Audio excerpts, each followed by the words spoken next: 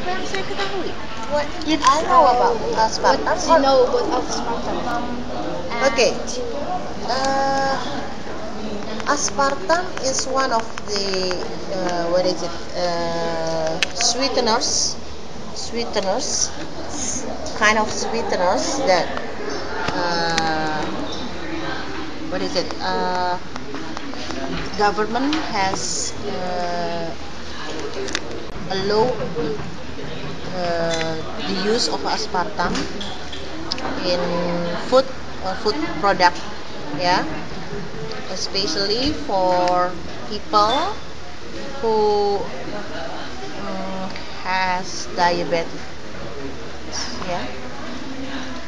Aspartame is maybe the safe yang paling aman so far itu yang paling aman, pemanis buatan yang paling aman. Tapi kalau kita lihat kembali ke strukturnya, kan itu singkatannya dari aspartame itu adalah dibuatnya dari asam aspartat sama fenilalanin ya, kalau nggak salah. Jadi kalau kita lihat itu kan actually two kinds of amino acids, ya. Jadi mungkin lebih apa namanya tingkat keamanannya lebih dibanding misalnya sakarin or siklamat gitu kan. Nah, tapi pada orang tertentu itu ada yang disebut dengan yang tidak tahan terhadap penil dari penil keton keturia. Ya. Tapi ya seperti kita ketahui itu kan tetap bahan kimia, bukan alami ya, jadi dibuat. Jadi tetap ada barangkali batasannya. Maksimum maksudnya terhadap body weight itu ada maksimalnya. Itu. And then what can cause aspartame is dangerous for our health? Ya, depends. Kalau di pemerintah sudah mengizinkan itu yang teraman, itu kan berarti pada batas tertentu itu aman. Tapi tetap kan tadi pada orang-orang yang tidak punya sensitif terhadap apa itu kan memang dilarang.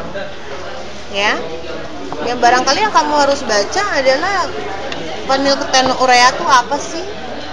Saya juga tidak tahu secara spesifik itu dia akan menyebabkan apa aspartamnya kalau kita konsumsi berlebih. Jadi gini loh ya, benang merahnya itu yang saya lihat dari seluruh aditif itu, jadi selalu beranggapan aditif berbahaya. Nanti dulu, belum tentu. Kalau seperti zat warna, kalau dia sudah permitted color, berarti kan Depkes sudah membolehkan dia food grade kan. Food grade itu artinya memang aman ditambahkan di dalam makanan, ya. Dan ada listnya. Tapi pada batas tertentu juga sama. Karena kita tahu yang namanya kalau kembali ke zat warna itu kan adalah senyawa azo. Senyawa azo dibuat dari senyawa aromatik amin. Aromatik amin dibuat dari aromatik. Nah, kalau dengan konsumsi yang berlebihan juga pasti tubuh tidak akan mampu mencerna penumpukan senyawa itu kan di dalam tubuh. Ya akibatnya pasti kalau dari sistem metabolisme barangkali di hati dulu nanti yang terganggu dan sebagainya. Tapi kalau spesifiknya apa, saya belum mendapatkan.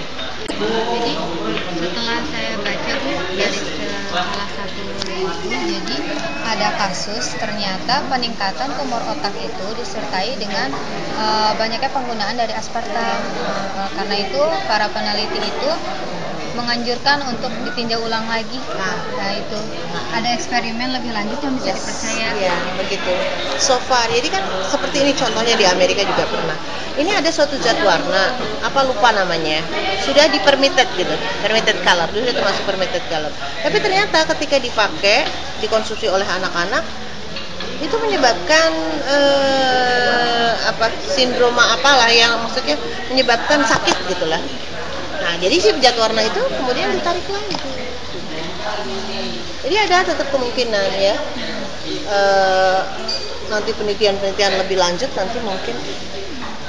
Tapi so far sampai saat ini kan yang paling boleh disebut safe itu adalah aspartam compared to asakarin or siklamat. Siklamat malah sudah tidak diperbolehkan di Amerika. Indonesia lah nakal masih ada. Terus kalau yang apa ya Bu?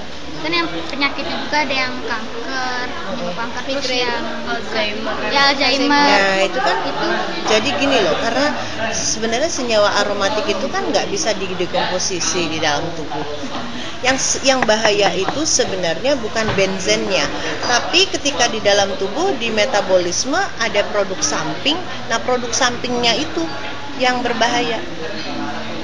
Biasanya kalau kita belajar toksikologi gitu. Jadi bukan benzennya, ketika dia menjadi metabolit, nah itu biasanya malah metabolitnya yang lebih berbahaya dibanding benzennya. Jadi benzen itu cuma pemicu, prekursornya lah gitu. Seperti kayak gini lah benzoat di sini kan asam benzoat sebagai pemanis. Pengawet, sorry. Ada batas tertentu tubuh masih mampu menguraikan benzoat sama glisin dari asam amino yang paling sederhana itu membentuk asam hipurat yang larut dalam air, jadi bisa diubah. Itu ada prinsip pengurangan toksiknya di dalam tubuh.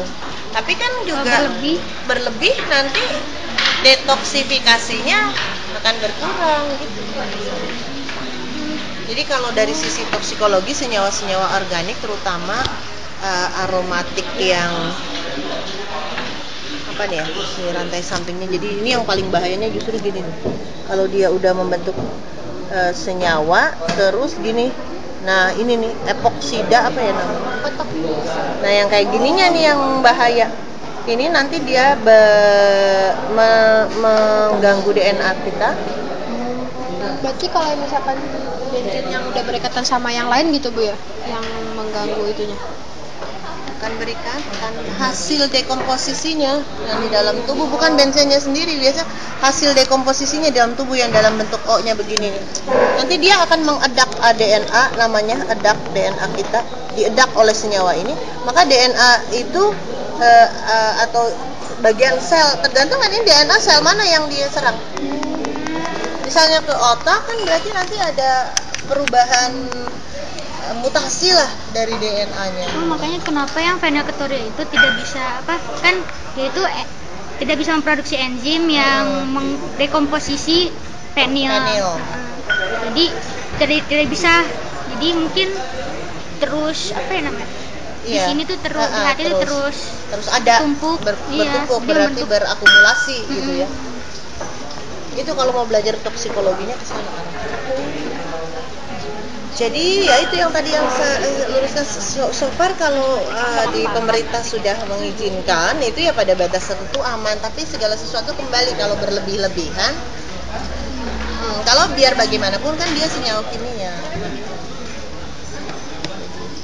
Nah, kasusnya banyak yang berlebih. Ya kasusnya itu banyak yang dosisnya ya yang berlebih.